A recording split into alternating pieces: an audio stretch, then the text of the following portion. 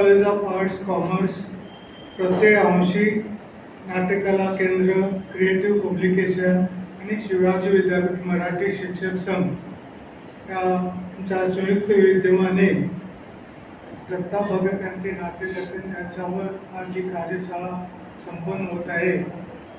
आणि सरांनी म्हटले की त्यांचा अशा कार्यक्रमात घालमेल होती, पण माझी तशी घालमेल होते कारण का मी त्या क्षेत्रातला पूर्णपणे अनभिज्ञ असा आहे, परंतु मी एक रसिक श्रोता म्हणून याकडे मी बघत आहे आणि त्याचा आनंद घेत आहे. खरं तर दिलीप चव्हाण सर आणि त्यांच्या संस्थेनं ही आमच्यासाठी एक, आणि मला वाटतं की फक्त आमच्या संस्थेसाठी नाही तर कोल्हापूर वासियांसाठी एक अशी एक मोठी पर्वणी दिलेली आहे.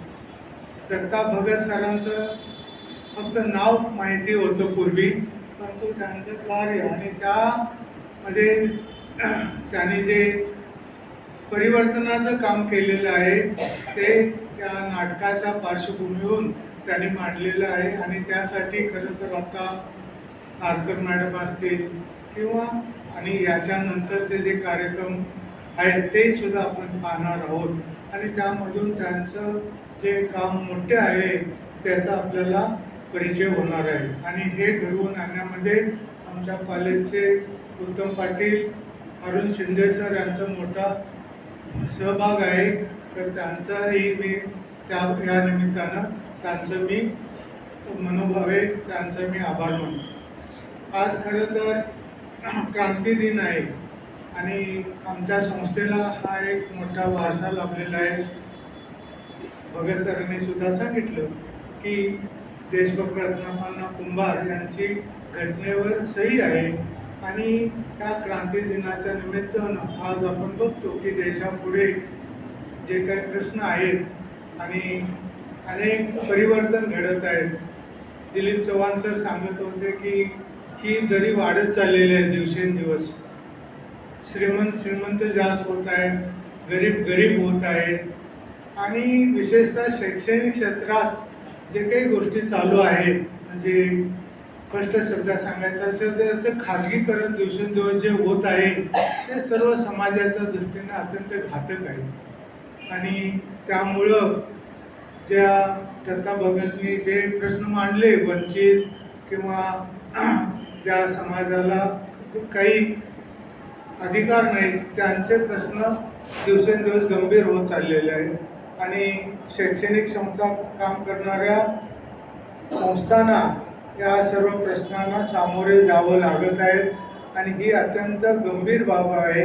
आणि मला वाटतं या चर्चासत्राच्या दृष्टीनं हा एक आम्हा सर्वच काउन्सिल ऑफ एज्युकेशनच्या साठी अत्यंत एक आशादायक किरण आहे. या निमित्तानं जे होणारे जे विचार मंथन आहे ते समाजाला सुद्धा कुठंतरी मत परिवर्तन करणं किंवा त्याचा म्हणजे विचार करण्यास भाग पाडेल अशा प्रकारचा आहे. या निमित्तानं आज आपण हा जो अत्यंत चांगला आनंद सोहळा आहे याचा लाभ घेत आहोत. त्यांच्या नाटकाचंही खरं तर त्या निमित्तानं मला वाटलं होतं की एखादं त्यांचं नाटक रंगभूमीवर भुताड्या सरांनी करायला सुद्धा हरकत नव्हतं, पण निदान ते आज अभिभाषणवर आपण ते बघणार आहोत. आणि सरांनी आमच्या उत्तम पाटील सरांनी सांगितले यूट्यूबवर ते आपण बघू शकता. त्या नव्या पिढीला विशेषतः स्वातंत्र्यानंतर जी पिढी आलेली आहे त्यांना स्वातंत्र्याचं काही महत्त्व माहीत नाही.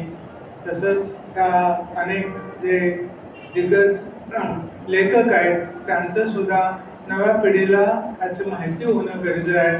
त्यांनी दिलेले योगदान हे समाजापुढे येण्याची गरज आहे. तर परत एकदा आमच्या संस्थेला नाईट कॉलेजच्या वतीनं ही जी संधी दिली दिलीप चव्हाण सर असतील आणि सर्व हे त्या पाठीमागील जे संस्था आहेत त्यांचं मी मनपूर्वक त्यांना धन्यवाद देतो आणि थांबतो.